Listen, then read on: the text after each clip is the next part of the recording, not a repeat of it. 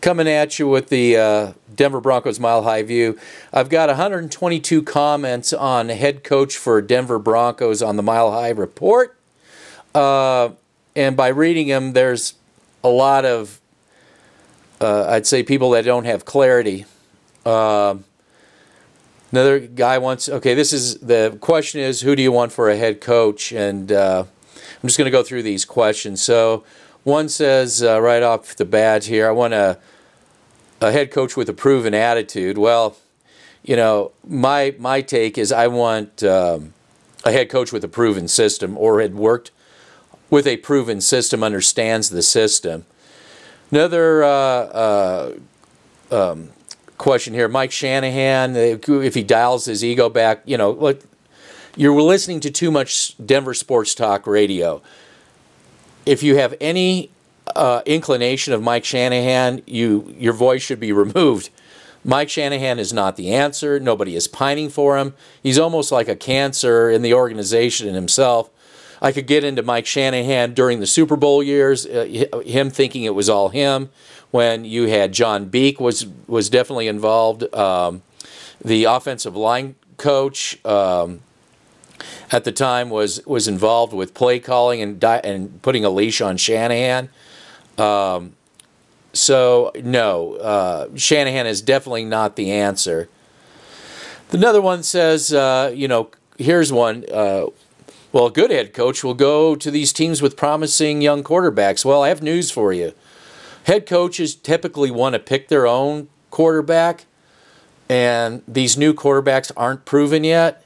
So, you know, yes, the coach will probably want to go where where there's Aaron Rodgers, but these young quarterbacks aren't proven. And typically, what a head coach would like to do is pick their own quarterback out of a draft. And I did a whole section on the problem with quarterbacks is when they get picked out of the draft, and then you get a coaching carousel.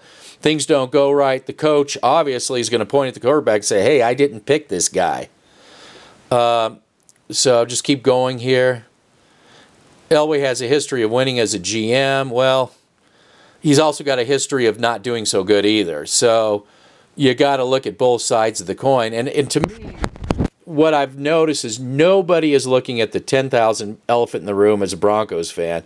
You know, it's all this blind loyalty. You know, to me, it's what have you done for me lately?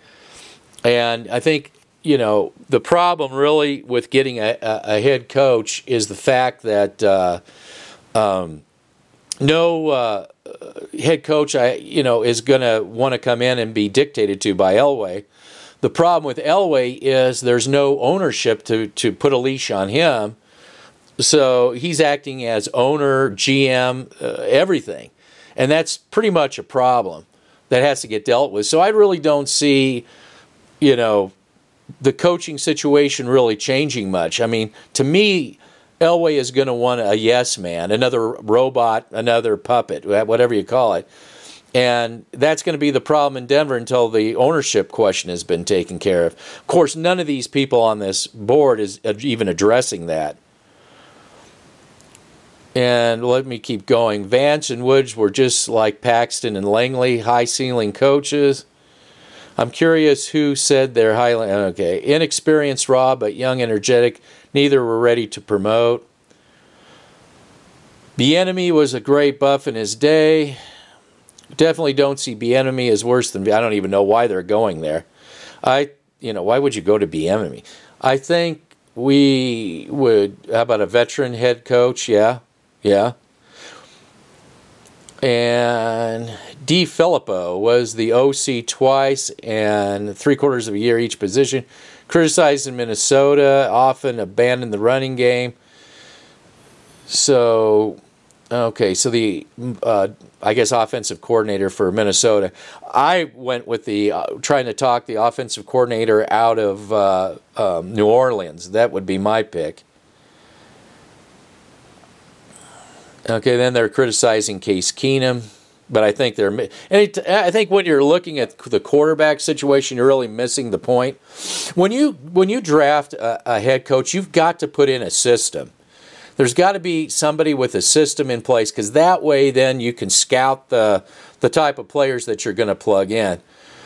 A lot of missing the point here. You know, a lot of what I call knee-jerk reactions to, you know, coaches. Which should not surprise me. Elway wanted Mike Shanahan after Vance's first year when the choice... Okay, they're still going off of sports talk radio and a lot of mindlessness. I think people are underestimating the potential in Denver. I can agree with that too. But again, well, you know, another thing too is, how about the Seahawks offensive coordinator? Somebody's mentioning the Seahawks here. Teams, Texas, Chargers, Steelers. In my opinion, Denver is on the playoff hunt. Denver may not have Mayfield and again, Mayfield.